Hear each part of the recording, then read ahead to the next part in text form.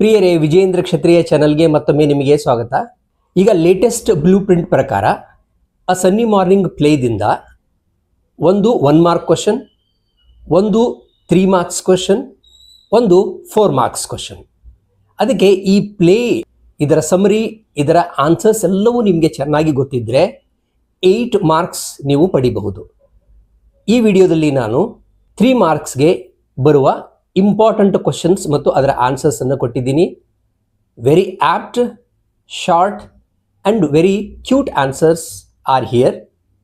ಯಾವುದೇ spelling mistake ಅಥವಾ grammatical mistake ಮಾಡದೇನೆ ಈ ಉತ್ತರಗಳನ್ನು ಆ್ಯಸ್ ಇಟ್ ಈಸ್ ನೀವು ರಿಪ್ರೊಡ್ಯೂಸ್ ಮಾಡಿದರೆ 3 ಔಟ್ ಆಫ್ 3 ಸಿಗೋದ್ರಲ್ಲಿ ನಿಮಗೆ ಯಾವ ಡೌಟು ಇಲ್ಲ. ಅದೇ ಥರ 4 ಮಾರ್ಕ್ಸ್ ಕ್ವಶನ್ಗೆ ಬೇಕಾದಂತಹ ವಿಡಿಯೋ, ಅದರ ಲಿಂಕನ್ನು ಈ ವಿಡಿಯೋದ ಕೊನೆಯಲ್ಲಿ ಕೊಟ್ಟಿರ್ತೀನಿ. ಅದನ್ನು ಕೂಡ ನೋಡಿಕೊಂಡು 4 ಮಾರ್ಕ್ಸ್ ಕೂಡ ತಯಾರಾಗಿಬಿಡಿ. ಒಮ್ಮೊಮ್ಮೆ 3 ಮಾರ್ಕ್ಸ್ನ ಆನ್ಸರ್ ಇನ್ನೂ ಸ್ವಲ್ಪ ಬೆಳೆಸ್ಬಿಟ್ರೆ ಅದು 4 ಮಾರ್ಕ್ಸ್ ಆಗ್ತಾ ಇರುತ್ತೆ. ಅದಕ್ಕೋಸ್ಕರ ಈ ಲೆಸನ್ ಮೇಲೆ ತುಂಬ ಜಾಸ್ತಿ ಕಾನ್ಸಂಟ್ರೇಟ್ ಮಾಡಿ, ಯಾಕಂದರೆ 2 ಲಾಂಗ್ ಆನ್ಸರ್ಸ್ ಇದರಲ್ಲಿ ಬರೋದಿದೆ. ಕನ್ನಡದಲ್ಲಿ ಹೇಳಿರುವುದು ಕೇವಲ ಅರ್ಥ ಮಾಡಿಕೊಳ್ಳಲು, ಇದು ಪರ್ಫೆಕ್ಟ್ ಭಾಷಾಂತರ ಅಲ್ಲ. 5 ಮಾದರಿ ಪ್ರಶ್ನೆ ಪತ್ರಿಕೆಗಳಲ್ಲಿ ಬಂದಿರುವ ಪ್ರಶ್ನೆಗಳು ಮತ್ತು ಅವುಗಳಿಗೆ ಉತ್ತರಗಳು ಇಲ್ಲಿವೆ. How does Don Gonzalo recall the beauty of the silver maiden? Laura Laurent ಹರೆಯದಲ್ಲಿದ್ದಾಗ ಅವಳನ್ನ ಬೆಳ್ಳಿಯ ಹುಡುಗಿ ಅಂತ ಕರೀತಾರೆ. ಅವಳ ಸೌಂದರ್ಯ ಹೇಗಿತ್ತು ಅಂತ ಈಗ ಗೊನ್ಸಲೋ ಹೇಗೆ ನೆನಪಿಸಿಕೊಳ್ತಾನೆ? Don Gonzalo, a gallant lover, recalls the beauty of the silver maiden as follows. 1.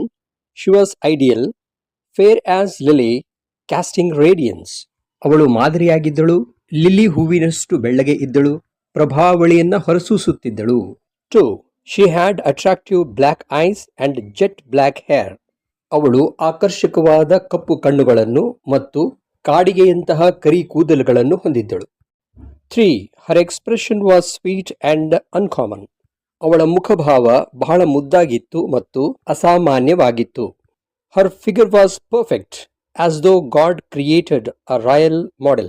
ದೇವರು ಸೃಷ್ಟಿಸಿದ ದಿವ್ಯ ಮಾದರಿಯಂತೆ ಅವಳ ದೇಹ ರಚನೆ ಪರ್ಫೆಕ್ಟ್ ಆಗಿತ್ತು. She was a dream to young men. ಅವಳು ಯುವಕರ ಕನಸಾಗಿದ್ದಳು. Why do Donna Lara and Don Gonzalo choose not to reveal their true identity? Dona Lara ಮತ್ತು ಡಾನ್ ಗೊಂಜಾಲೋ ತಮ್ಮ ನಿಜವಾದ ಸ್ವರೂಪವನ್ನು ಬಹಿರಂಗಪಡಿಸಬಾರದೆಂದು ಏಕೆ ನಿಶ್ಚಯಿಸುತ್ತಾರೆ? Dona Lara and Don Gonzalo choose to hide their true identity for the following reasons. 1. Both of them are guilty of their love because they forgot their love after some time and married another person. ಅವರಿಬ್ಬರಿಗೂ ತಮ್ಮ ಪ್ರೀತಿಯ ಕುರಿತಾಗಿ ಅಪರಾಧಿ ಮನೋಭಾವ ಇತ್ತು, ಏಕೆಂದರೆ ಸ್ವಲ್ಪ ಸಮಯದಲ್ಲೇ ಅವರು ತಮ್ಮ ಪ್ರೀತಿಯನ್ನು ಮರೆತು ಬೇರೆಯವರನ್ನು ಮದುವೆಯಾಗಿದ್ದರು. Now, at about 70, they feel ashamed that their love was not strong enough to stick on to. ಈಗ ಸುಮಾರು 70 ವರ್ಷ ವಯಸ್ಸಿನಲ್ಲಿ ಆಗ ತಮ್ಮ ಪ್ರೀತಿಗೆ ಗಟ್ಟಿಯಾಗಿ ಅಂಟಿಕೊಳ್ಳುವಷ್ಟು ಅವರ ಪ್ರೀತಿ ದೃಢವಾಗಿ ಇರಲಿಲ್ಲ ಎಂದು ಈಗ ಅವರಿಗೆ ನಾಚಿಕೆ ಅನಿಸುತ್ತಿದೆ. 3. They feel revealing the identity will embarrass them. ತಮ್ಮ ನಿಜ ಸ್ವರೂಪವನ್ನು ಬಿಚ್ಚಿಡುವುದರಿಂದ ತಮಗೆ ಮುಜುಗರ ಆಗುತ್ತದೆಂದು ಅವರಿಗೆ ಅನಿಸಿದೆ.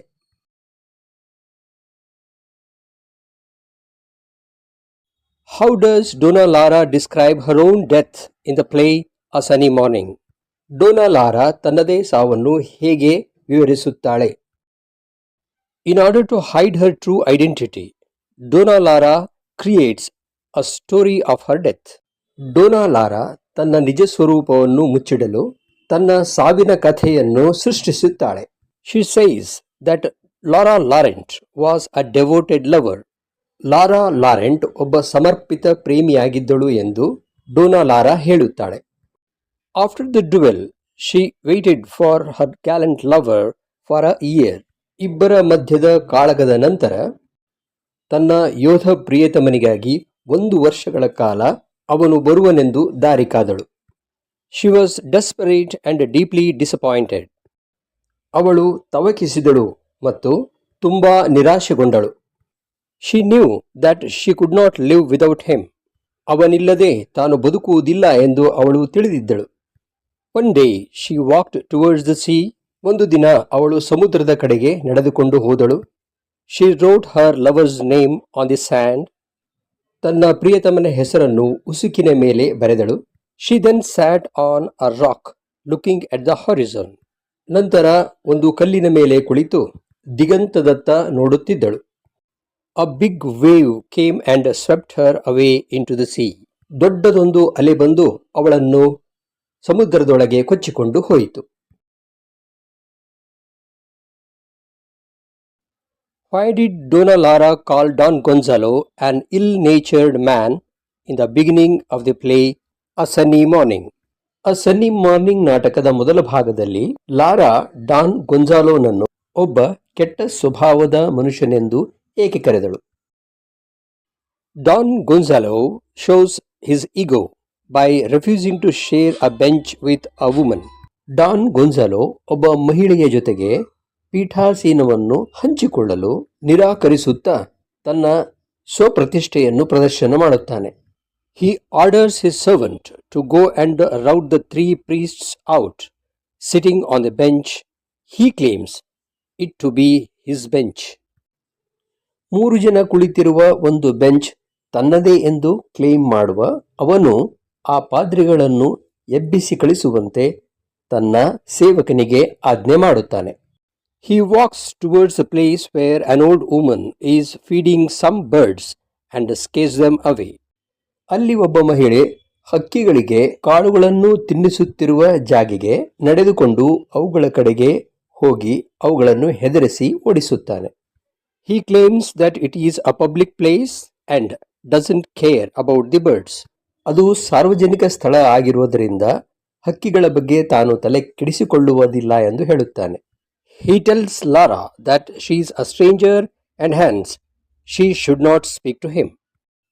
ಅವಳು ಒಬ್ಬ ಅಪರಿಚಿತ ವ್ಯಕ್ತಿಯಾಗಿರುವುದರಿಂದ ತನ್ನೊಂದಿಗೆ ಮಾತನಾಡಬಾರದೆಂದು ಅವನು ಹೇಳುತ್ತಾನೆ. There is an element of arrogance in his behavior. ಅವನ ನಡವಳಿಕೆಯಲ್ಲಿ ಒಂದು ತರಹದ ಒರಟುತನ ಇದೆ. That's why it seems that he is an ill-natured man. ಅದಕ್ಕಾಗಿ ಅವನು ಒಬ್ಬ ಕೆಟ್ಟ ಸ್ವಭಾವದ ವ್ಯಕ್ತಿಯಾಗಿ ಕಾಣುತ್ತಾನೆ.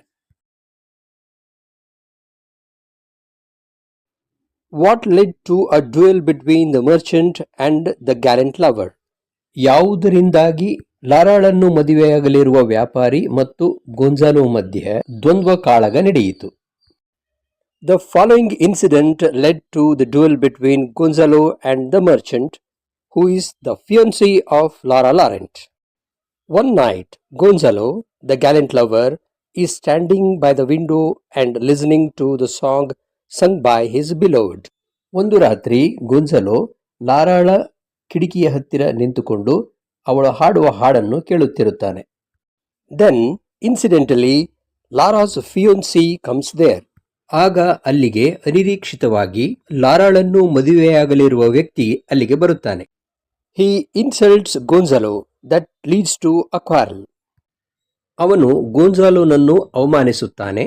ಅದು ಜಗಳವಾಗಿ ಪರಿಣಮಿಸುತ್ತದೆ.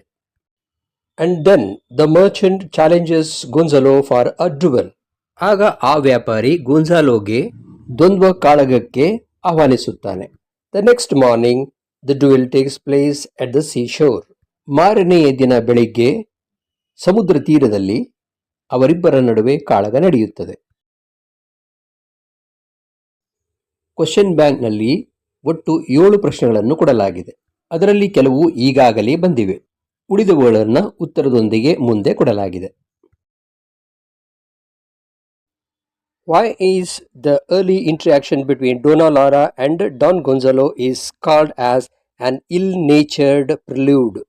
ಈಗಾಗಲೇ ನೀವು ನೋಡಿದ 4ನೇ ಪ್ರಶ್ನೆಯ ಇನ್ನೊಂದು ರೂಪ ಇದು. ಇಲ್ಲಿ ಈ ಪ್ರಿಲ್ಯೂಡ್ ಅನ್ನುವ ಶಬ್ದ ನಿಮಗೆ ಕನ್ಫ್ಯೂಸ್ ಮಾಡಬಹುದು ಅಂತ ಇಲ್ಲಿ ಅದಕ್ಕೆ ಕೊಟ್ಟಿದ್ದೀನಿ. ಪ್ರಿಲ್ಯೂಡ್ ಅಂದರೆ ಮುನ್ನುಡಿ, ಮೊದಲು ಬರುವಂತಹದ್ದು ಅಂತ ಅರ್ಥ.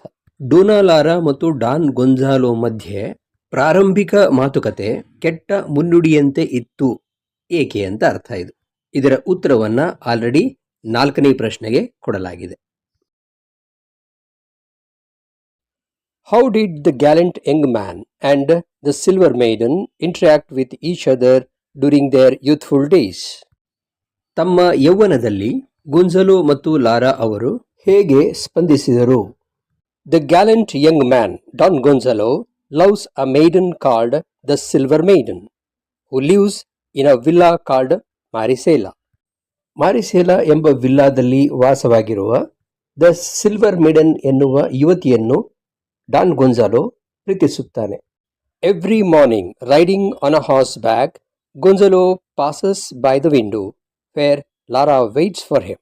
ಪ್ರತಿದಿನ ಬೆಳಿಗ್ಗೆ ಕುದುರೆ ಸವಾರಿ ಮಾಡುತ್ತಾ ಲಾರಾಳ ಮನೆಯ ಪಕ್ಕದಲ್ಲಿರುವ ರಸ್ತೆಯಲ್ಲಿ ಲಾರಾ ಕಾಯುತ್ತಾ ಕುಳಿತಿರುವ ಆ ಕಿಟಕಿಯ ಪಕ್ಕದಿಂದ ಹೋಗುತ್ತಾನೆ. He tosses up a bouquet of flowers to her balcony. ಅವನು ಲಾರಾ ಕುಳಿತ ಬಾಲ್ಕನಿಯೆಡೆಗೆ ಒಂದು ಹೂಗುಚ್ಛವನ್ನು ಎಸೆಯುತ್ತಾನೆ. Laura catches it.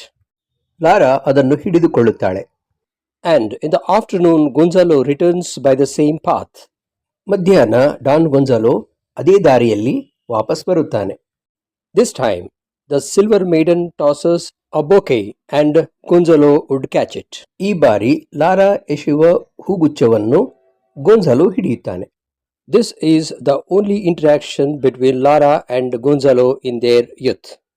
ತಮ್ಮ ಯೌವನದಲ್ಲಿ ಲಾರಾ ಮತ್ತು ಗೊಂಜಾಲೋ ಮಧ್ಯೆ ಇಷ್ಟು ಮಾತ್ರ ಸಂವಹನ ನಡೆಯುತ್ತಿತ್ತು. 3 ಮಾರ್ಕ್ಸ್ನ ಇನ್ನಷ್ಟು ಪ್ರಶ್ನೆಗಳು ಮತ್ತು ಅವುಗಳ ಉತ್ತರಗಳನ್ನು ಪಡೆಯಲು ಇಲ್ಲಿ ಕೊಟ್ಟಿರುವ ವಿಡಿಯೋ ಲಿಂಕ್ ಮೇಲೆ ಪ್ರೆಸ್ ಮಾಡಿ ನಿಮಗೆ ಆ ಲಿಂಕ್ ಸಿಗುತ್ತೆ. ನೆಕ್ಸ್ಟ್ ಟೈಮ್ ನಿಮಗೆ ಕೇವಲ ಇಂಗ್ಲೀಷ್ನಲ್ಲೇ ಎಲ್ಲ ಪ್ರಶ್ನೆಗಳು ಉತ್ತರ ಒಂದೇ ವಿಡಿಯೋ ಬೇಕಂದಾಗ ಇಲ್ಲಿ ಇನ್ನೊಂದಿದೆಯಲ್ಲ ಅದರ ಮೇಲೆ ಒತ್ತಿ. ಇಷ್ಟವಾಗಿದ್ದರೆ ವಿಡಿಯೋನ ಲೈಕ್ ಮಾಡಬಹುದಲ್ಲ.